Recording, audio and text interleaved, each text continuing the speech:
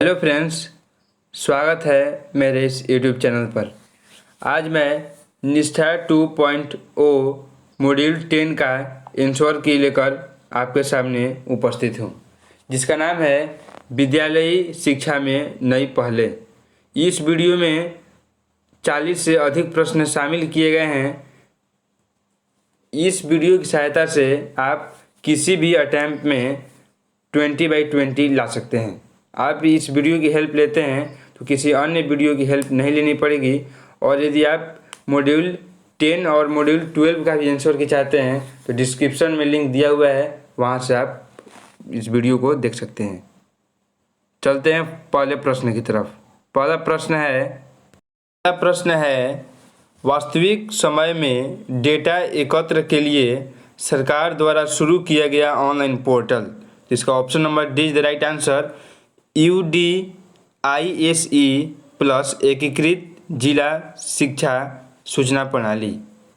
अगला प्रश्न है समग्र शिक्षा के तहत पुस्तकालयों को मजबूत करने के लिए दिया जाने वाला वार्षिक अनुदान की सीमा है। तो इसका option number see the right answer, 5,000 से 20,000 रुपये। अगला प्रश्न है राज्यों और संघ राज्यों में समग्र शिक्षा की कार्यान्वयन एजेंसी क्या है। तो इसका option number D the right answer, राज्य कार्यान्वयन समिति। अगला प्रश्न है समग्र शिक्षा एक एकीकृत योजना है जिसमें सरकार की 3 पूर्ववर्ती केंद्र प्रायोजित योजनाएं हैं। तो इसका option number C is the right answer, Sarva Shiksha Abhiyan, राष्ट्रीय माध्यमिक शिक्षा अभियान और शिक्षक शिक्षा। अगला प्रश्न है समग्र शिक्षा में व्यावसायिक शिक्षा के लिए सहायता डैश के लिए है। तो इसका ऑप्शन नंबर डी, सरकारी और सरकारी सहायता प्राप्त विद्यालय इसका करेक्ट आंसर हो जाएगा। अगला प्रश्न है भारत में समावेशी शिक्षा के इतिहास में निम्नलिखित में कौन एक मील का पत्थर माना जाता है। तो ऑप्शन नंबर बी, सर्व शिक्षा अभियान 2000। अगला प्रश्न है निष्पादन ग्रेडिंग संकेतक यानी PGI स्कूली शिक्षा पर राज्य और संघ राज्य क्षेत्र के निष्पादन संकेतों पर ग्रेडिंग के उद्देश्य से है। तो इसका option number C 70 is the right answer हो जाएगा।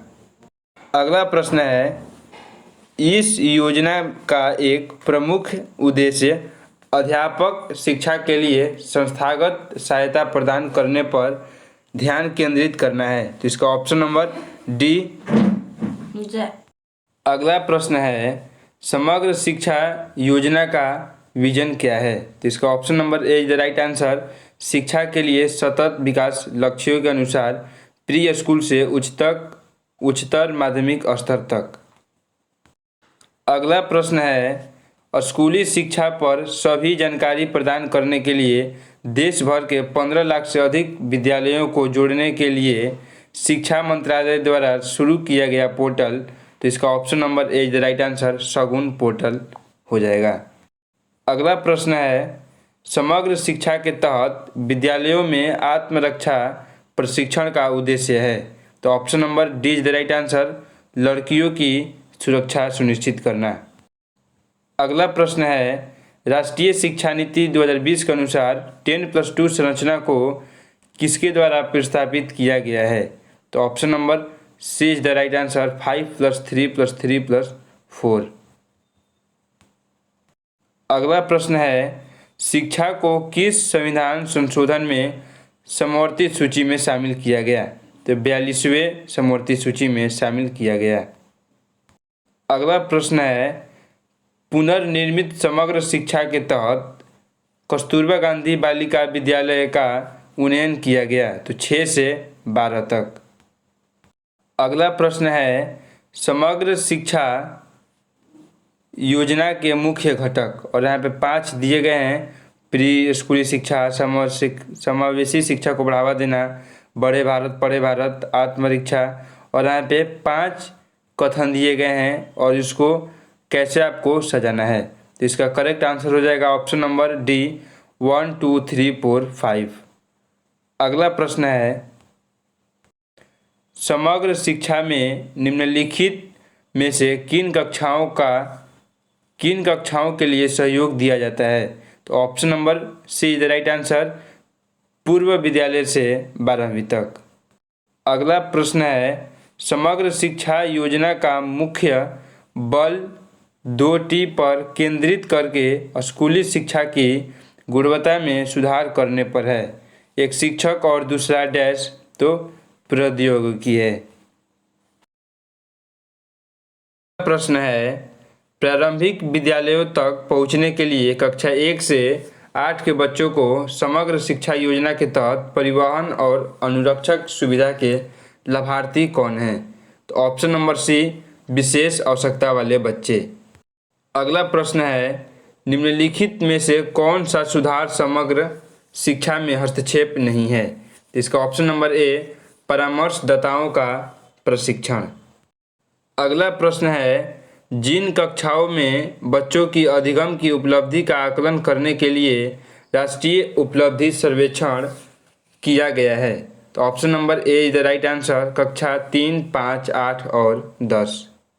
अगला प्रश्न है, केंद्र प्रायोजित योजना ऐसी योजना है जो डैश सरकारों द्वारा कार्यान्वित की जाती है, लेकिन डैश सरकार द्वारा बड़े पैमाने पर वित्त पोषित की जाती है।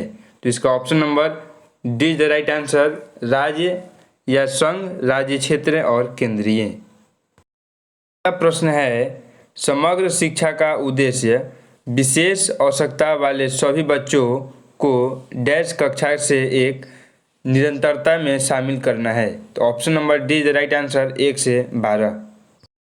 अगला प्रश्न है, निम्नलिखित में से कौन सा राष्ट्रीय उपलब्धि सर्वेक्षण के लिए सही नहीं है?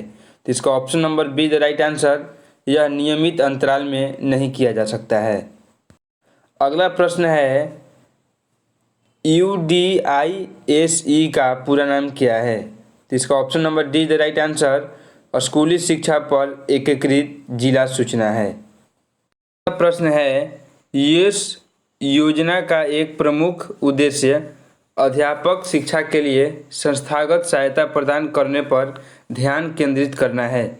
इसका option number D is the right answer हो जाएगा। अगला प्रश्न है, समग्र शिक्षा योजना को डैश पुनर्निर्मित किया गया? तो ऑप्शन नंबर डी, राष्ट्रीय शिक्षा नीति 2020 की अनुशंसाओं के आधार पर।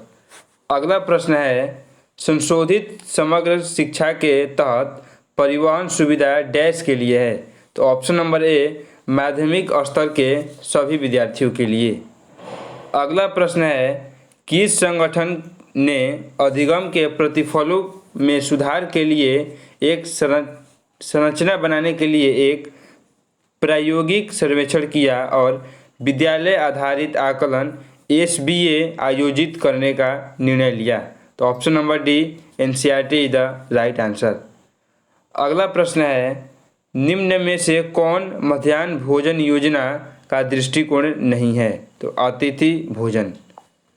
अगला प्रश्न है, योजना डैश के तहत समझ के साथ पढ़ने की प्रक्रिया को सुविधाजनक बनाने के लिए पुस्तकालय संसाधनों का उपयोग किया गया है? तो ऑप्शन नंबर बी, पढ़े भारत बढ़े भारत। अगला प्रश्न है, राष्ट्रीय उपलब्धि सर्वेक्षण क्यों आयोजित होता है? तो इसका ऑप्शन नंबर बी करेक्ट हो जाएगा, सीखने के प्रतिफलों का आकलन करना। अगला प्रश्न है, विभिन्न परिस्थितियों में सभी राज्यों और संघ राज्य क्षेत्रों द्वारा कार्यान्वित किए जा रहे नवाचारी और सफल मॉडलों को प्रदर्शित करके स्कूली शिक्षा को बदलने के लिए समग्र शिक्षा के तहत किसे तैयार किया गया है? तो option number B, digital repository. अगला प्रश्न है, राष्ट्रीय शिक्षक पुरस्कार योजना के अंतर्गत कितने पुरस्कारों को युक्ति संगत बनाया गया है? तो 45 पुरस्कार इज द राइट आंसर। अगला प्रश्न है, मनोदर्पण ऐप डैश के लिए है? तो ऑप्शन नंबर बी, बच्चों के मनोवैज्ञानिक सहायता के लिए। अगला प्रश्न है, कक्षा की छात्राओं को समग्र शिक्षा के तहत आत्मरक्षा का प्रशिक्षण दिया जाता है, तो 6 से 12।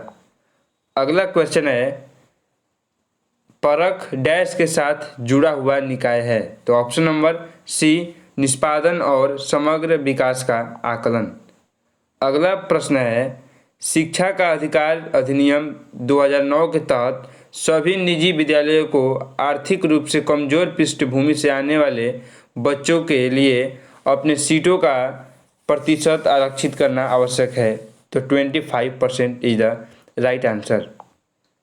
अगला प्रश्न है, उड़ीसा में निम्नलिखित में से कौन सी प्रथा को सर्वोत्तम अभ्यास माना जाता है। तो ऑप्शन नंबर सी, मोम विद्यालय अभियान।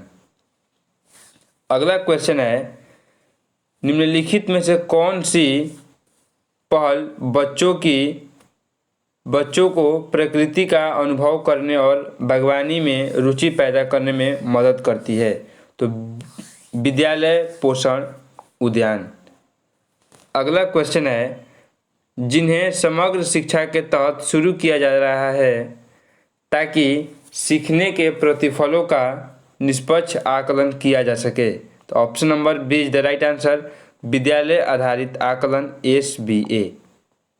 अगला प्रश्न है, 2018-19 तक स्वीकृत कुल 5970 कस्तूरबा गांधी बालिका विद्यालय में कितने कार्यरत हैं। तो option number see the right answer, 4841। और आप देख सकते हैं कि टोटल 20 क्वेश्चंस में से 20 क्वेश्चंस का आंसर हो चुके हैं। तो अब मैं सबमिट करता हूं और आप देख सकते हैं कि ये जो स्कोर है हमारा 20/20 है। यदि इस वीडियो की हेल्प आप भी लेते हैं तो आपका भी 100% गारंटी है कि 20 में 20 आएगा। यदि आपको वीडियो अच्छा लगे तो लाइक, सब्सक्राइब, शेयर ज़रूर करें। मिलते हैं अगली वीडियो में।